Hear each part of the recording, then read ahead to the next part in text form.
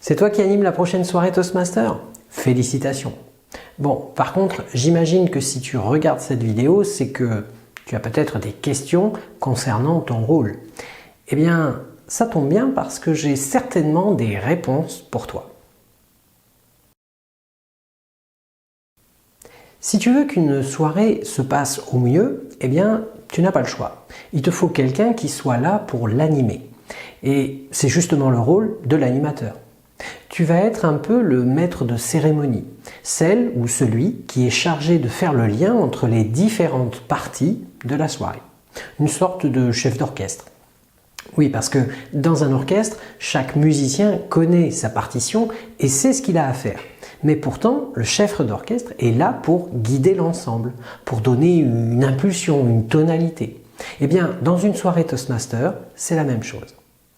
L'animateur fait les transitions entre les différents orateurs qui vont prendre la parole. Mais surtout, en tant qu'animateur de soirée, tu possèdes 3 missions principales. Ta première mission, c'est de faire en sorte que tout se passe bien, c'est-à-dire d'éviter les problèmes.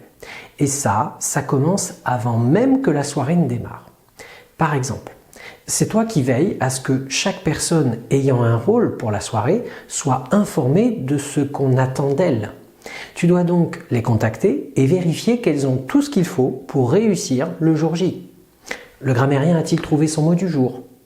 Le maître du temps connaît-il les différentes durées de chaque prise de parole? Est-ce que le maître des improvisations a-t-il tous ses sujets? De la même façon, tu dois aussi faire le lien entre les orateurs et les évaluateurs. Par exemple, est-ce que chaque orateur sait qui est son évaluateur? D'ailleurs, est-ce qu'il a pensé à imprimer la fiche d'évaluation de son discours? De même, est-ce que chaque évaluateur sait quel est l'orateur dont il doit évaluer le discours? Bref, tu l'auras compris, anticiper, c'est la clé. Ta deuxième mission, c'est de veiller au bon déroulement de la soirée. Et pour t'aider, tu auras besoin du programme de la soirée.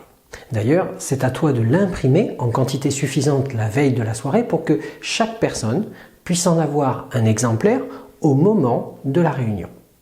Avec le programme en main, tu peux veiller à ce que chaque partie s'enchaîne correctement et dans le bon ordre. De même, il est important qu'aucun élément ne soit oublié. Ni le vote pour la meilleure improvisation, ni la minute d'évaluation du public pour chaque discours, par exemple. Ta troisième mission, c'est de faire en sorte que la soirée soit aussi conviviale pour chaque participant. Et pour réussir ça, même si ça n'est pas obligatoire, tu peux proposer un thème pour la soirée. Le sport, les souvenirs d'enfance, les voyages, les rêves, l'actualité du moment, bref, c'est toi qui décides. L'intérêt d'un thème, c'est qu'il va fournir à tout le monde des idées, des exemples ou des sujets en plus pour nourrir leur prise de parole. Il va donner une saveur supplémentaire à cette soirée. Enfin, animer une soirée Toastmaster, c'est aussi mettre en valeur les personnes qui vont parler. Et pour réussir ça, il est important que tu les connaisses. Donc, une bonne pratique, c'est d'identifier les différentes personnes qui vont parler et de les questionner sur leur métier, où est-ce qu'ils en sont dans Toastmaster, qu'ils sont venus y chercher. Tu auras ainsi des éléments pour introduire chaque orateur dans les meilleures conditions. Comme animateur, tu vas devoir parler à plusieurs moments clés de la soirée.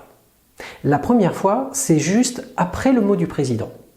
Lors de cette première prise de parole, tu présentes la soirée et son déroulé, avec 3 grandes parties. Les improvisations, les discours préparés et les évaluations. Puis, tu peux donner le thème pour la soirée si tu en as choisi un. Ensuite, tu vas introduire successivement les 2 rôles techniques de la soirée, le maître du temps et le grammairien. Puis, tu présenteras le maître des improvisations qui lance officiellement la première partie de la soirée. C'est seulement une fois que toutes les improvisations sont faites, ainsi que le vote du public pour choisir la meilleure d'entre elles, que tu vas reprendre la parole et lancer la deuxième partie de la soirée, les discours préparés. Dans cette deuxième partie, tu vas devoir introduire chaque orateur, comme je te le disais tout à l'heure.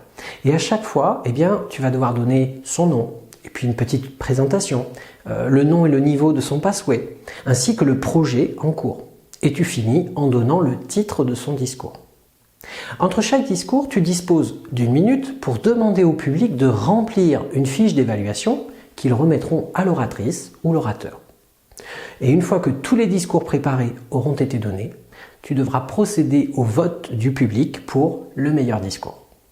Puis, tu peux mettre fin à la deuxième partie de la soirée en annonçant la pause conviviale que tout le monde attend avec impatience. Une fois la pause terminée, tu reprends la parole pour introduire l'évaluateur général qui lance la troisième et dernière partie de la soirée. C'est lui qui reprend le relais. Tu ne reviens qu'en toute fin de soirée pour remettre les différents rubans. Meilleure improvisation, meilleur discours préparé, meilleure évaluation. Puis, le président reprend la parole pour le mot de la fin. Et toi, tu peux souffler parce que ta mission est terminée. Félicitations!